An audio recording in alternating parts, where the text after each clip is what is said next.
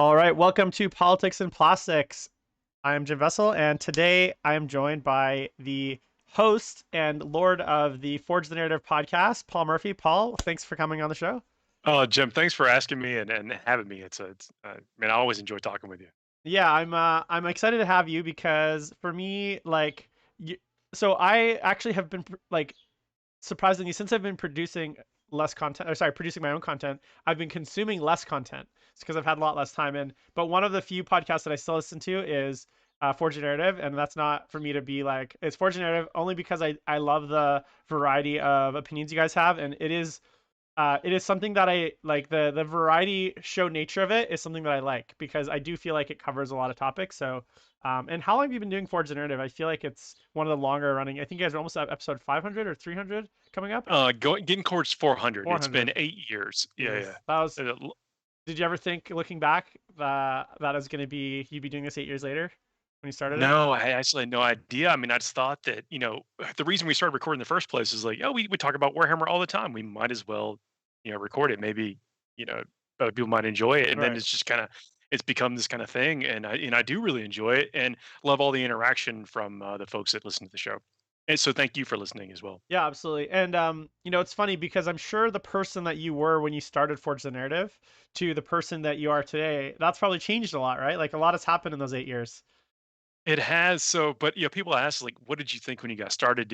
So I put a little bit of research into like how to do it, and then just have tried to navigate around what I enjoy doing with that in mind. Consistency, publishing things very routinely, how to to to kind of interact with people about Warhammer and over the years, and even Warhammer has changed, and so how you do it has changed. So, Absolutely. been cool. So today's topic, I wanted to talk about casual gamers and casual gaming and just the word casual in general because I've seen this kind of trend, and this is something that I've noticed, especially in the last, I'd say 2 to 3 years, as I'd say, I want to say almost as the competitive kind of area of the game has become a bit more prominent. So, and I'm sure you remember these days, but Games Workshop didn't really used to pay a lot of attention to the competitive gamer. So the idea of match play was like alien, right? Like we just didn't have anything like that like 6, 7 years ago. Even when I used to be a big fantasy player, and it was a struggle back then. And I'm sure you remember to have Games Workshop even acknowledge that like tournaments were a thing, competitive games were a thing. Everything almost felt like it was like not meant for us. Did you ever get that feeling back in the day? I've got this kind of anecdote, and my friend telling the story. He had this conversation with one of the designers. I'm talking about 15 years ago. Excuse me, and he was describing his army list to one of the designers, and the designers is like, "Why on earth would you do that?" And he's like, "Well, because I can. The rules say I can." So it seems like the very nature of it is always been kind of at odds back in the day, and that is seemingly changing. We were just talking about how Warhammer has changed, but it's actually, I think, evolving, and we're learning that this hobby not only is big enough for however you want to experience it, but it's now seemingly supported at the core from the designers. Yeah, and one of the things that and especially kind of going back to this idea of like casual gaming is there's this. It feels to me, especially we just had the AdMac previews come out, and it feels to me like the learning curve on some of these new books is starting to get steeper and steeper, where almost maybe what traditionally we would have thought of as a casual gamer, or people often use the term casual gamer for, the game actually seems to it's starting to become um, more unapproachable for people that are less invested time wise. And I think that's actually something that I'm starting to be concerned about as someone that I wouldn't consider myself casual, right? Uh, can I challenge that a little bit? Yeah, absolutely. So what I think is that at one point in time, back when codexes were 30 pages long and they came out 3 times a year, you and I are people that claim to want to consume it all. I don't say it was more accessible, but we had the real capacity to sit down and consume every single thing that was about 40K. We could live it. We got 3 codexes a year, 4 codexes a year, or whatever. And so when we walked up to the table, we knew exactly what the other person had.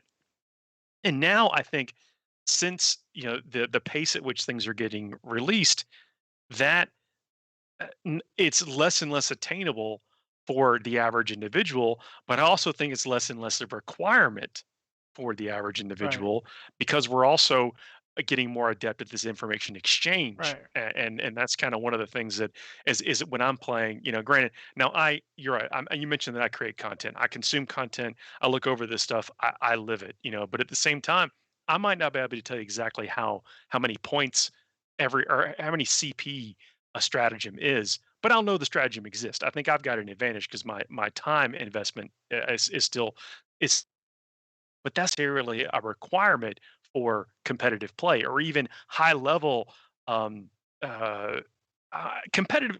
I think we should probably explore what competitive means Yeah, so also. I Uh, was gonna kind of get back to that because I yeah, guess I kind of baited you there, but I guess to kind of take it back a little bit, we often use labels when we refer to um the different players in this hobby. So not just as a players, but also just people that are involved, whether they play or not, because not everyone necessarily plays the game.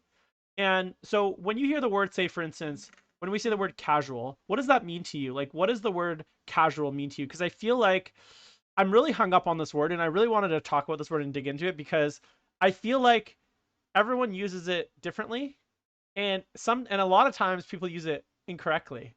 And I guess I wanted it to dig into that. does. So what is when I say the word casual, what does that mean to you? Yeah, it definitely has a different meaning for different people and can even be charged in some points. Like, oh, you're just a filthy casual. And I refer to myself sometimes on my shows like a filthy meta chaser. Like I also like to build a lot of armies, so it works out. Like it meshes well with some of the enjoyment that I. But we can use that as almost like a negative, somehow disparaging or labeling an individual that is their style may be different or what their enjoyment they're getting out is different. And then on some cases we think that they just don't care whether or not they win or lose. Hmm. They are just there to roll dice. And I think that is where we start. If there's going to be a bad way to characterize casual, I think that saying that they don't care what the outcome of their experience is probably not the best way to describe it if there is Right. a bad way. Yeah, like from my perspective, when I think about casual, I kind of think there's kind of two ways you can take it. You can do it casual from a time perspective. So someone that is casual does something casually, right? Like, and I think that's probably in normal real life stuff. When we think of, hey, like, I do something casually, that means you don't invest a ton of time into it. But when you do invest some time, you might still do it at a very high level, but you just don't do a ton of it, right?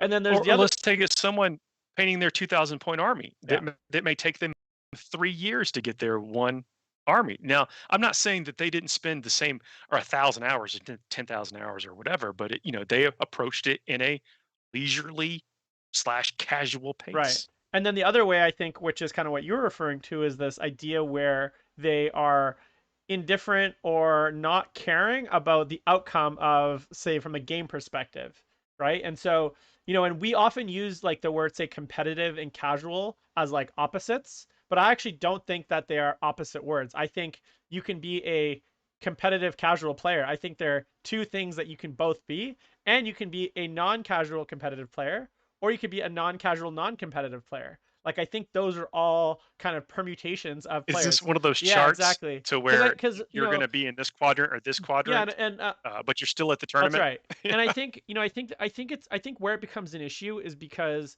oftentimes when we look at games, what Games Workshop does when it comes to content and product as like a zero sum thing. Like they can only produce enough stuff for one group of us, right? They can't all, if anytime something comes out, there's always a complaint of like, who is this for? Which customer is this for? And if it's for, say, a competitive casual player versus a non-competitive non-casual player, like you're gonna get this kind of like, there's this friction where it's like you have these different groups, people with different interests in the hobby, and everyone wants stuff for them, right? They want stuff that fills kind of their checks their boxes.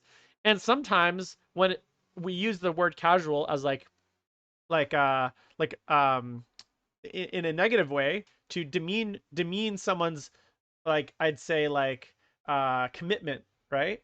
Commitment to the hobby. and as if not being fully committed is a bad thing, right? Or more to maybe to your point is like the perception of their commitment, and not Hmm. what their actual commitment is. I mean, that's and that's interesting. So I like, or it's interesting what you were talking about with how we perceive the what the release is or whatever. I don't know if I see it that way. I know that there's been a whole lot of folks that they get that with that FOMO kicking in or whatever. But at the core of it, I think that there's lots of different ways you can experience some fandom for this hobby, Right. and one of the best things that the GW has done is made it like if I want to geek out on the books, I got plenty of that to do. If I want to spend time with my models, I can do that. Like this is really one of those hobbies that we can you can walk around in it and Right. explore different areas. It's like different rooms of the same hobby. And I mean, I don't know. Are you experiencing like you think folks are almost kind of looking at it as like a little bit of tribalism, like Well, and I was and gonna that our say, tribes can't and be friends? I actually agree with you. I think what I love about this hobby is that there's so many facets to it, and that no matter how much time you want to invest, there's something for you to do. So whether it's to read books, whether it's to paint, whether it's to play, whether it's to just build lists, whether it's to, sit around and just, make your own stories, like whether it's to do the narrative side, like I think that's what makes this such a deep hobby, and I think it's one of the greatest things about the hobby. And I personally like all those things. So I'm invested in all those areas. Like I love the lore. I'm so invested in, like, I'm just been dying for that next Horus Heresy book, and I'm reading as much material as I can.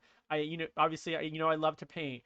Gaming is a big Yeah, part you're of, soul drinkers. comp- I mean, how that's a collision between yeah, me and and your playing. It's a absolutely. And I also love to play at a competitive high level.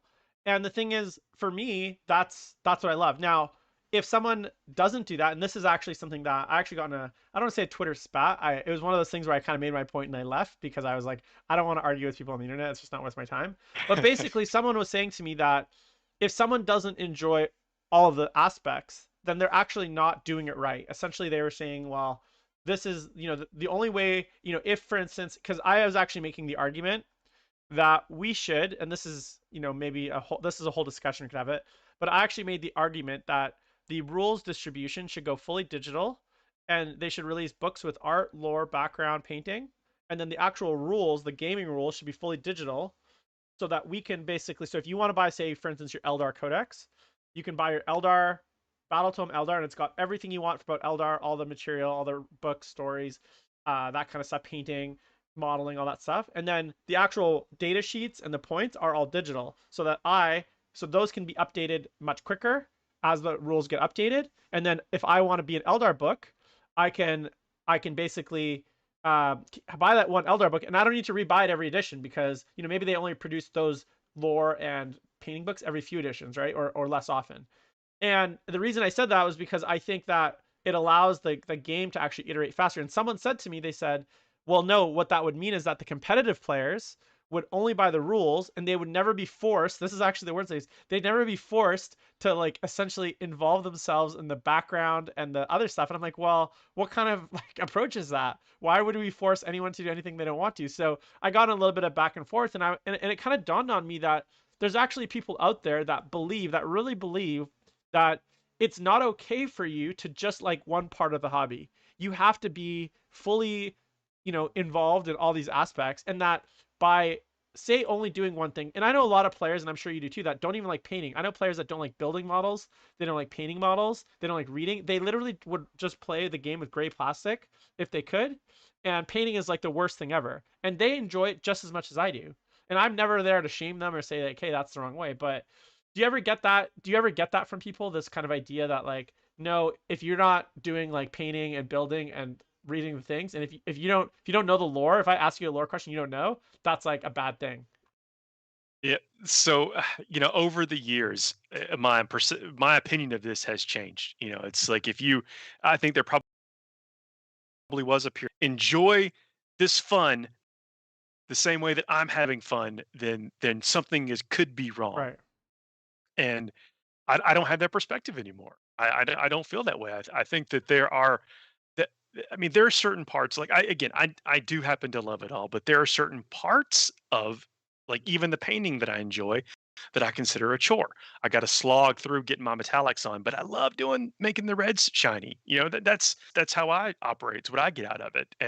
And people, I think, should be allowed, have the flexibility to get out of it whatever they want.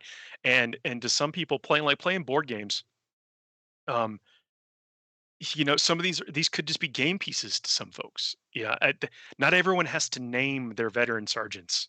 Right. I've actually never, thinking about it, I don't think I've ever actually named a character. Like I've never gotten that deep into it where I've like named my models.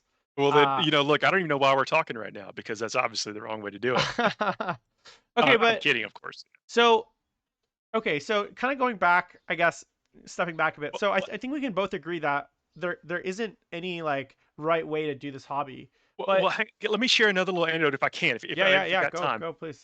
Is that I'm a huge comic book fan, and I, and people that, because I've read I should say all the comics. There are certain runs that I've read all of them, and I consider myself an expert on. And I used to, maybe have like a little bit of an opinion, or at least I'd verbally lock up with folks occasionally if they did not know as much about a character as I did or whatever, but they can still be fans. And that's something. Maybe that's what age and wisdom, has brought me. I don't know if that's the case, but just acceptance of fact that they can be fans even if they just read a Wikipedia article, or they like the logo. They could like the Flash's logo and and buy the T-shirt and consider themselves a fan, and that's okay. That's okay with me anyway. Yeah. Well, I'll give you an anecdote. I just actually finished a podcast with Brian Hunter, and we were talking about kind of a little bit about this, but one of the things we talked about was Star Wars. Like I've assigned Frank Oz, signed a picture of Yoda by Frank Oz behind me. I have an entire sleeve of Star Wars tattoos that are permanent on my body. It will be there till the day I die. But I'm a bigger Warhammer fan. I don't have a single Warhammer tattoo. I don't have a Warhammer poster in my apartment. But I've spent more on Warhammer than I ever will on Star Wars, but I actually think myself of like a medium level Star Wars fan. Like I'm not like I my Warhammer fandom is much bigger than my Star Wars fandom.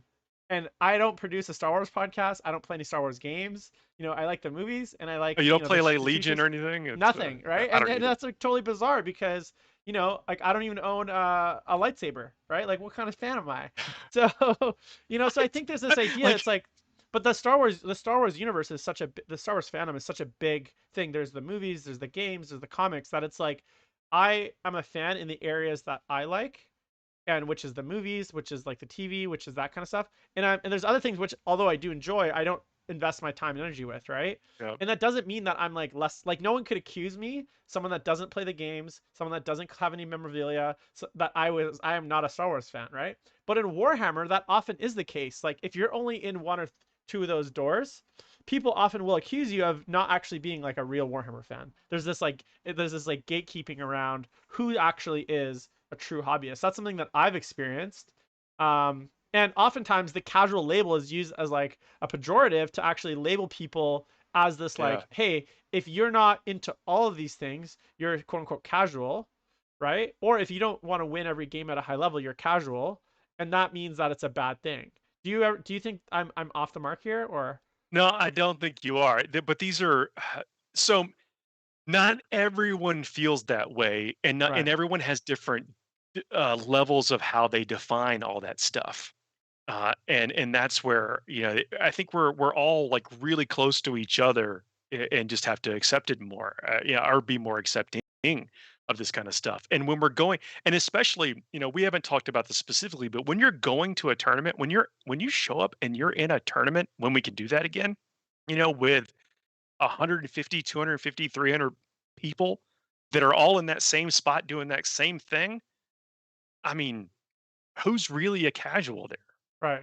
When you spent real money, spent real time, got your time off work, had to make your bargains with your family or whatever, you had to do to get there. Right. Well, and so that actually goes to a really good question, which is this push and pull between the casual and competitive. So everyone that goes to a tournament is competing. So they're essentially competitive players. But there's a lot of players that go to tournaments and they're not really there to win. They're not playing the meta lists. They're not, they're not studying all the army lists. They're just there to have beers, hang out with their friends, do that whole social, Well, like that whole I social experiment, I and gotta not challenge that a be slight super bit too. competitive. Yeah, What's that? is that people have different expectations about, I mean, personal expectations. Right. Like I know when I'm rolling into a tournament, but it's been a couple of years, but I'd roll in like I can go 5-0 against anybody here. Now it's sometimes it's like, you know what? I can be okay with 4-1, Right. or 3-2, or I just want to have a winning record, Right. or I really want. But then you could let's go all the way back. Is that I really want my Imperial Guard commander to take out one thing with his power fist. Like those are we set different victory conditions for ourselves when we're doing that, but it doesn't mean that we aren't competing in some Right. And way. sorry, I think we're saying the same thing, which is Yeah. there's a lot of players at tournaments, which just as you mentioned, take time investment, money investment, travel investment, right? None of those are something I would say that some like I've never done. I actually did go to Star Wars Celebration in Orlando in like 2015, I think. But other than that, I've never done anything Star Wars like even relating to that. But my point is like those people at that event who are investing time and money, even the ones that have maybe pretty low expectations, or they just want to have really good games, they're not necessarily there to like win the event. They're not going into that super competitive mindset. They're still competitive. Their expectations are a lot different. And no one would accuse them, someone that maybe brought a really thematic list with, that they really just enjoy the models, to that army that's going to go 0-5 to that tournament, sorry. No one would accuse them of being casual, because look, they've already, just by attending, already passed the bar of like 95% of the player base that doesn't ever do anything like that, because most players don't ever go play in a tournament in their lives, right? Like, well, I wouldn't say most, Yeah, but like especially not a travel one. a travel If the tournament, one a was lot of on a players, weekend they had free at a local store, maybe they roll in there and like you know. I remember the first time I got on a plane to go to a Warhammer event, and I thought in my head, I was like, wow, like this is crazy. Like, we used to drive, but the first time I actually flew to a Warhammer event, that felt like big. That was like, wow, like I'm actually getting on a plane and going to another place far away. I'm not just going on a small road trip, 2 or 3 hours, in my local area to get somewhere. I'm actually getting on a plane. Like that, there's just something to like think about when you're like, wow, I'm actually traveling to a whole other place. This is like I went to more Warhammer place event tournaments than I have vacations in my entire life. You know what I'm saying? Man, I can believe it. But so, we mentioned also that folks do want to be the social aspect, or you mentioned that, and I completely agree with that. Of it's like when there's a community, and you mentioned like it's a small population of seemingly a small population of the actual players that go to these things, and when you see the same crew or same group of people hanging out at these places, you start to feel a camaraderie in a kinship with them, and it's neat to see some familiar faces. You may not even know their name, but you just know that you're in it as much as they are. At the a couple, you see them 2 or 3 times a year. Sometimes you see some of your best friends 2 or 3 times a year at these things as well, and it's freaking awesome. Yeah, we were kind of talking about it before the show, but I mentioned that I probably won't make it out to an event in the US until LVO. And I'm going to be very out of practice, very rusty. And the thing I'm most excited about is just going and seeing everyone. I don't even care about the tournament at this point. Like, I'm just excited to get to LVO and to see all the people that I saw so often, catch up with all of the players, the gamers, the guys that I have great relationships with over the last 3 or 4 years that I haven't seen for 2 years. It'll be 2 years almost, because LVO is actually my LVO. Right after LVO in 2019 is when we or 2020 is when we hit Yep. lockdown. So it'll be 2 years basically since I've seen so many of my friends, people that are involved in the hobby, and so I'm excited to just go and give people big hugs. You know what I'm saying? Like, Dude, you're not lying. I mean, as far as like looking back at that, like when we, did with the Stat Center crew, and we did the Ocho and stuff, and then like a month and a half later, we couldn't leave our doors. yeah. That was so weird. And you're right, just getting back into that. I'm really looking forward to it. I have. I'd like to say I've painted 2 or 3 armies in the sense of lockdown, but I also have kind of. I'm an event-driven painter, Yeah. so like for me, I like to know that an event is 3 or 4 weeks out, and so I could. That's what kind of spurs me on to get things done. So I mentioned that my expectations might be, oh, if I go 4-1, I'm gonna love it. But like I'm a freight train leading up to that thing, and I'm willing to bet a lot of people probably share that. Yeah, and I'm I wouldn't say I'm an event painter. I probably actually have painted. Will have painted 2 or 3 armies by then. Not all necessarily for myself because I've been doing a bit of commission painting just to keep myself busy. But so one thing that I did want to kind of address though is that the idea of being casual, it doesn't just we use it often in a Warhammer context, but there's a lot of things that I do that aren't Warhammer that I do casually that I also do very competitively.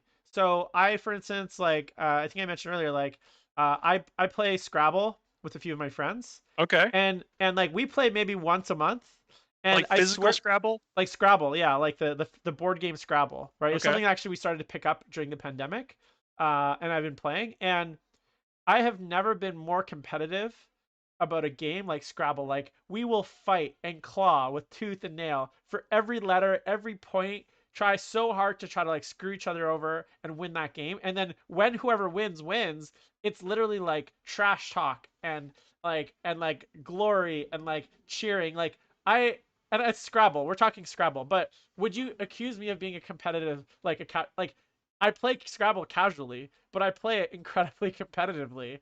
And I The think knives there's come this out, you know. right, and so like I love it. I love being able to play a game, whether it's Scrabble or whether it's Risk or Monopoly or a computer game. But when I play it still at a very high level, but I just don't play it that much. And so for me, when I think about casual, I think more about a time investment versus a like I guess commitment or competitive desire in that specific game, right? And is there any games like that where or any activities like even I used to play indoor hockey, like ball hockey, like stick and puck, like beer league. And it's like a co-ed league, so it's supposed to be very like approachable. And I'm like literally I play goalie, so I'm literally shouting the entire game at my team getting them to hustle, Yep. ball, run. Like I'm just like spouting my mouth off the entire game. Like I'm one of those goalies that everyone hates on their team because I'm just shouting from the back. They can hear me shouting from the other end of the game. And like so I although I do play very casually, it's like rec league ball. I'm extremely competitive. Is there anything like that you kind of approach? Just about everything. Yeah. So, I mean, like, since things have been kind of loosening up a little bit, there's my wife and I have gone and played trivia at a bar, like a patio, where the like a DJ announces the questions or whatever. And her and I, like, she's not a, there's, I wouldn't, I mean, she is competitive, but she is as relaxed and as chill as any of them. But when it comes time for us to play trivia as a team together, like something awakens, within her or whatever. And so this and with board games, they're one of my favorite board games is called Takedo, where your token, your little game pieces, is taking a leisurely stroll across Japan, medieval feudal Japan. You're painting pictures and collecting interesting things to eat and that kind of stuff. But it's a like by the middle of the game, people have figured out how to be competitive, and no, the people that would just casual, and that's I didn't know really what I wanted if there was an outcome or whatever from when you teed up the topic, but if we could make that casual term less pointed, less charged, less because there's nothing wrong with like whatever your expectations are, whatever you want to be. There's nothing wrong with wanting to win. There's nothing wrong with approaching things leisurely. There's nothing wrong with having different levels of expectations or whatever. But also, when you're there to play a game and you want to win, it's okay too. That's and you could still and I think that once the dice go down or whatever, maybe that's the difference. It's like, can you go back to being chill, or like, does anything happen to you along that journey that you may not be the most proud of? I mean, that's a different thing altogether. That's a different topic, but like, I don't know. It's like, is casual's not bad. Yeah, and Casual's I not think I wrong. think that's what I wanted to kind of that's what I really for me the meat of the topic, which is I've just found, and you might disagree, but I found that there has been this tendency to use the word in a negative way, in a pointed way, in a way that is meant to indicate that you are either unskilled or uncommitted or maybe like not serious or you don't care. And I don't think that I think there's nothing further than the truth, right? I think Yeah. that's totally like an incorrect way. And often this comes up when it comes to say rules get released. Oftentimes I see this where it's like, hey, the casual gamer, this is too much for the casual gamer, or this is maybe or these rules are not for casual gamers, or something along those lines. Like there's often this like there's narrative introduced where it's like things are either for competitive players or they're for like casual players. And I'm like, no, those are can be the same thing. Like you can be competitively casual and you can be non-competitively casual. Like casual and competitive aren't in opposition to each other. And there's nothing wrong with being not competitive either, right? So sometimes people will say, well, if you're like you don't care about the outcome, that is obviously not competitive. But you can have people that literally paint thousands of hours in hobby and sculpt and read, that spend way more time investment in the hobby than I do, but just don't play in tournaments.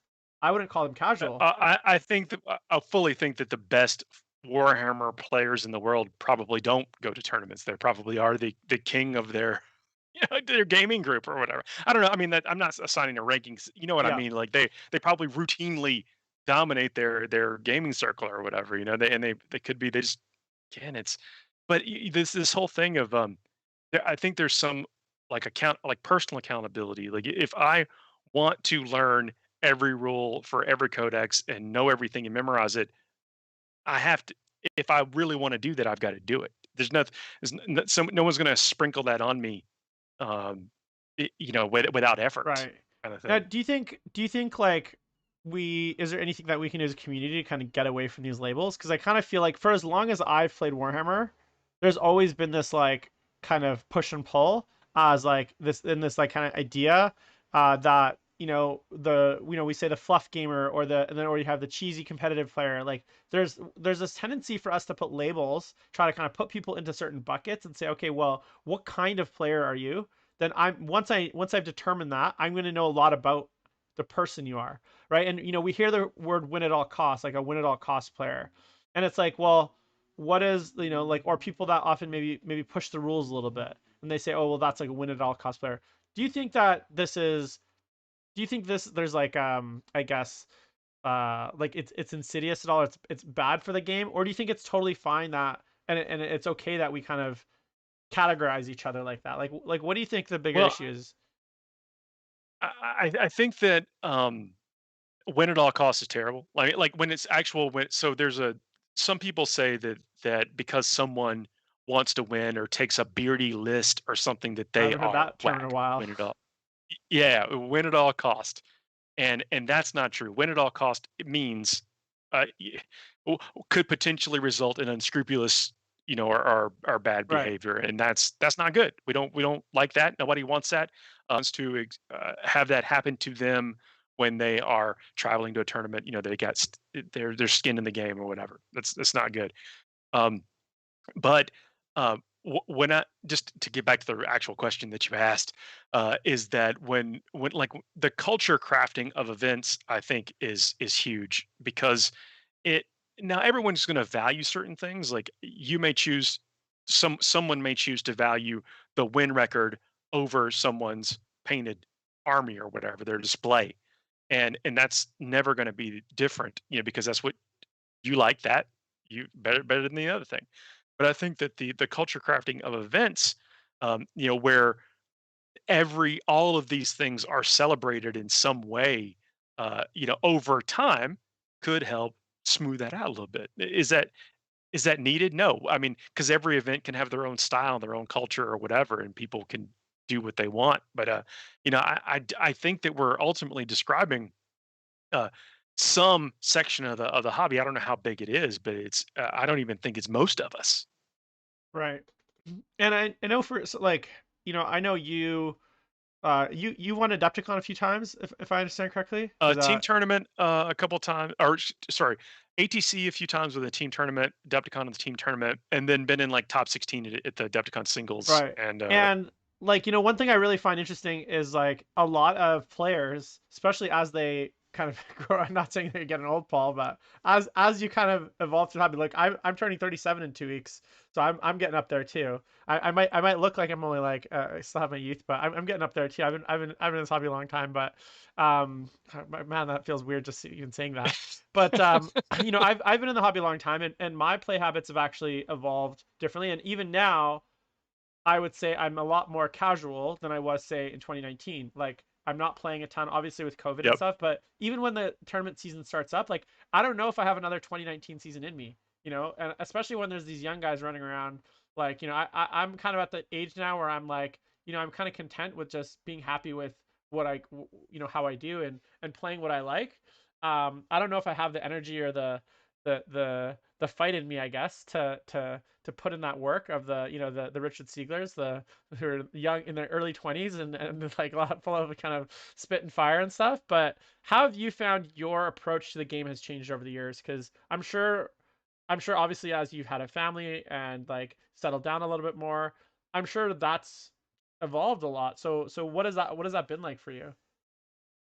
I love it that you're like, oh, listen, I know that like used to be really good at 40K. Let's call Paul. Well, I'd say you're still good at 40K, but I'm just saying Nah, like your play volume has probably changed.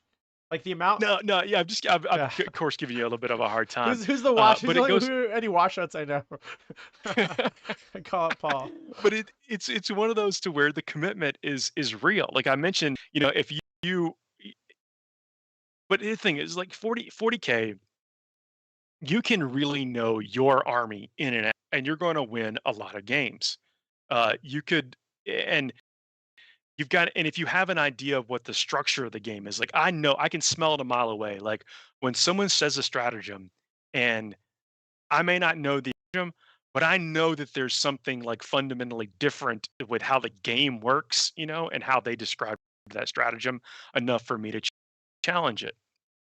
So how do I get that knowledge? Well, because I show where I talk about this stuff all the time, so it's just kind of in my brain, and I have access to all the books. I mean, that's so. I mean, I can do that. Not everyone can do that, but you can still be super good at the game, just knowing your army and knowing the fundamentals of how the game is structured and how to move your models around. So that's something you can do even when you feel like you don't have the time to learn every codex or whatever.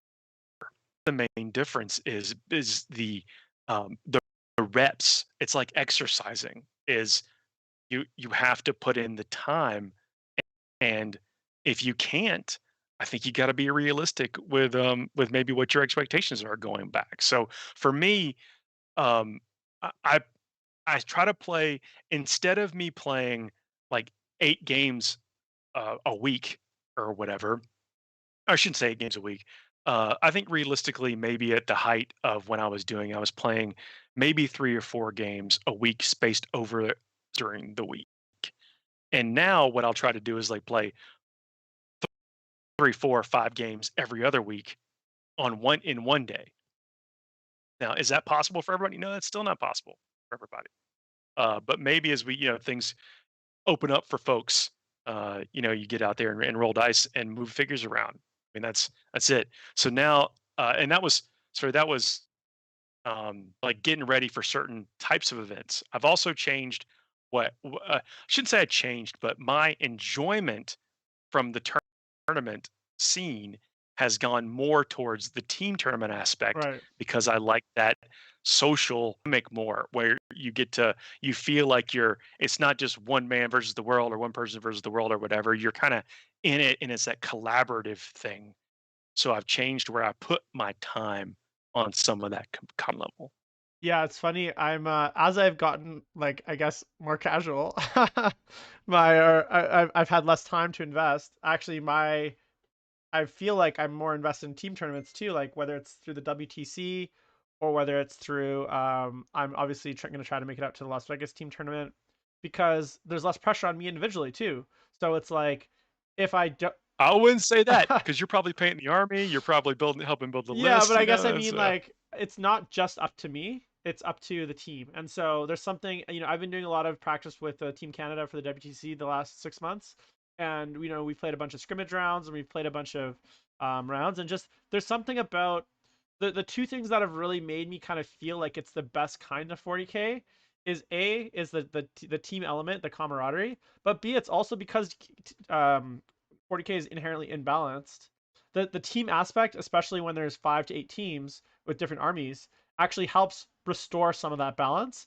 And it feels like even if there is a Drukhari menace out there that's gonna clean up, there's still 4 or 5 or 6 other armies that aren't Drukhari that means that it's not just about who brings the single best list, but it's about who brings the best team, and that dynamic of many different armies working together. And sometimes the sum is greater than, or the whole is greater than the sum of the parts. You know what I'm saying? When it comes to how you build a team and the different lists and stuff. So you might not necessarily have the best single list, but how the role it plays in that team actually means it's a lot stronger than it would be in, say, a singles event, or it has that role to I love play. that dynamic. I love trying to figure that out, play it. You know, it's a Yeah, just it's just where I've gotten more enjoyment, and also skirmish games that I like. Even went to high school with. They're into the skirmish level, the kill team level, the Curse City, the Silver Tower type stuff, the Warhammer Underworlds. You know, like there's all kind of things like that that I've kind of been able to scratch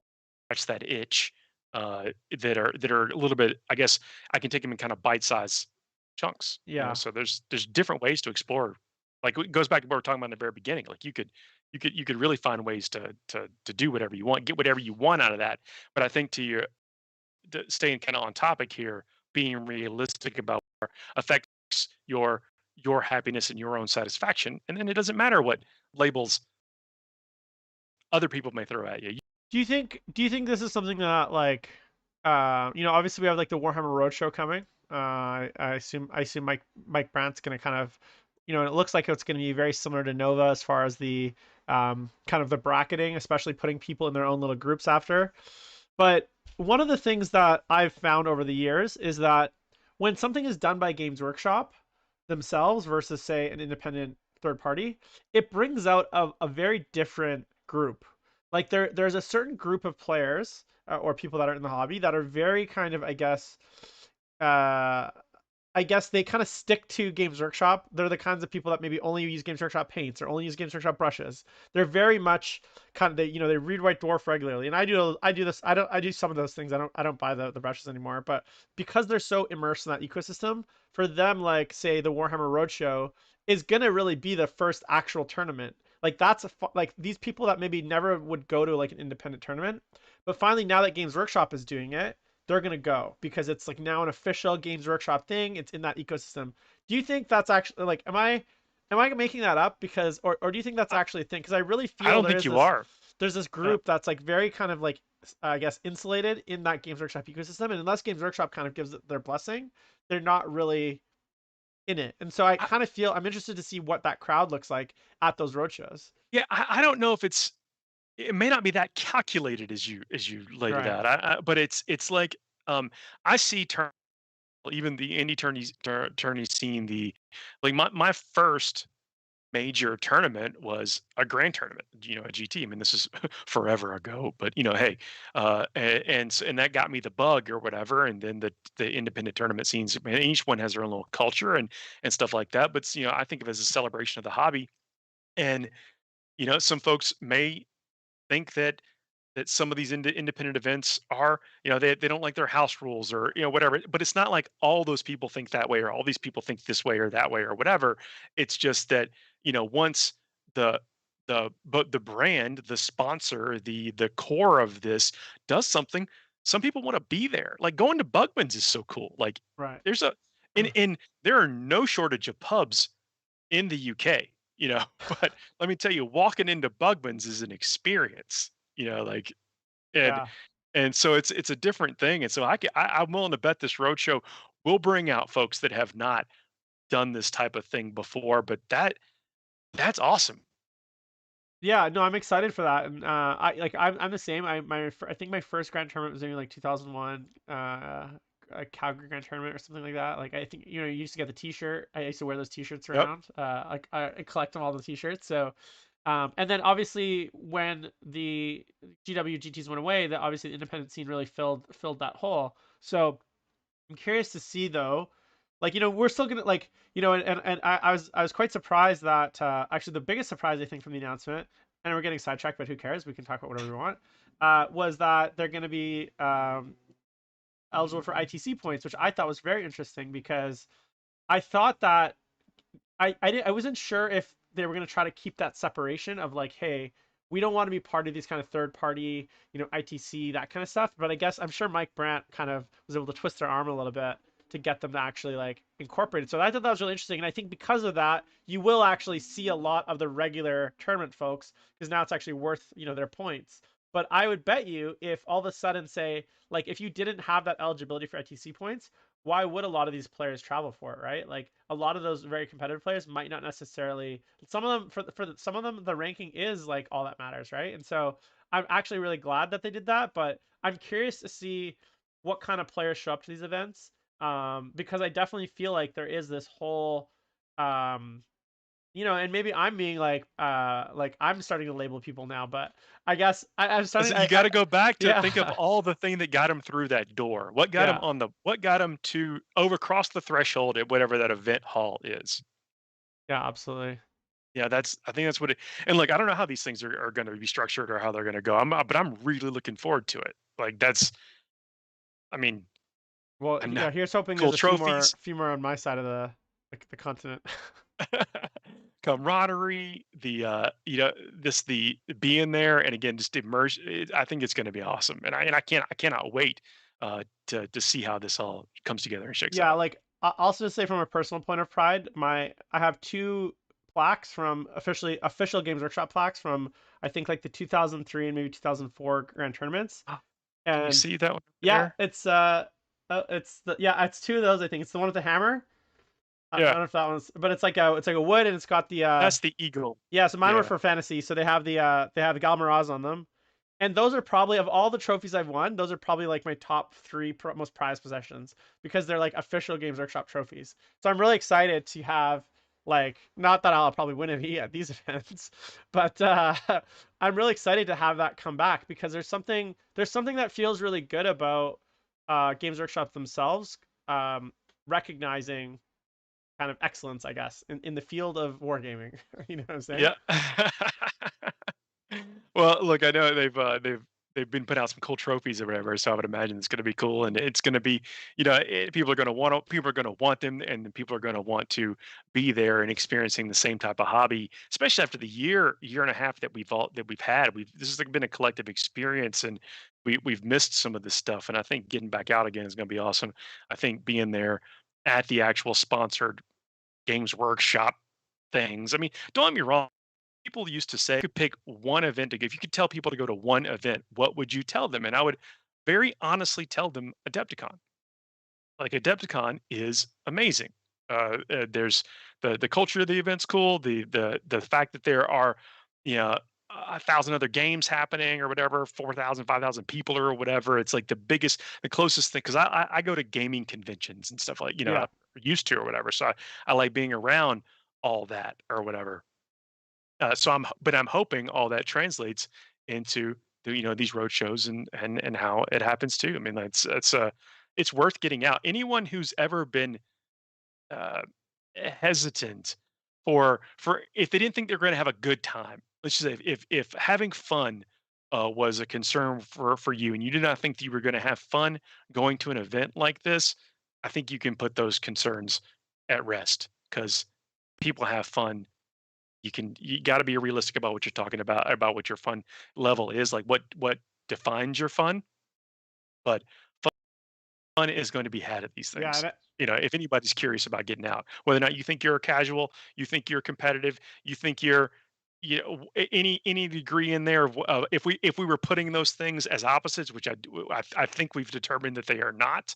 But if you're anywhere in between there on a scale like that, you're going to have fun at these yeah, and things. I guess just to close out, what I'll leave us with is the fact that, the last year and a half we've all really been just very casual, So everyone's basically casual at this point. And, honestly, for those that are looking at this hobby, all I would say is to enjoy it the way you like to enjoy it and let people enjoy it the way that they like to enjoy it. And that's all that really matters at the end of the day is that we each enjoy it in our own little way and that we never try to, I guess, shame or make people feel guilty for the way that they like it, even if we don't like that at all. I mean, that's the great thing about it is to each their own. You know what I'm saying? Yep. All right. Yep, I echo that completely, man. No, that's well said. Okay, awesome. Well, I've been speaking with Paul Murphy from Forge the Narrative. This has been Politics and Plastics. If you guys are interested, just please make sure to check out the show on podcast form. Just search the Best Overall Show on all of your normal podcast apps. We stream 3 times a week on Twitch and YouTube, so make sure if you're liking the content to like and subscribe and leave a comment if you'd like. Paul, where can people find you outside of Forge Narrative? Anywhere? Basically everywhere that podcasts are aggregated. I'm on Instagram at Fights with Dice, on Twitter at Warmaster_TPM. If you prefer to consume some YouTube as your source, we're on YouTube as the show, and got some more things coming on there as well. All right. And have you ever actually fought it with any dice? It's a metaphor. It's like, am I fighting am I fighting against the dice because they roll all ones, or do I actually resolve our combats with dice? It's I get it. All right, not. Paul. Thanks so much for coming on. This has been your show. We'll be back tomorrow night with some hobby time and talk to you guys then. See you, man.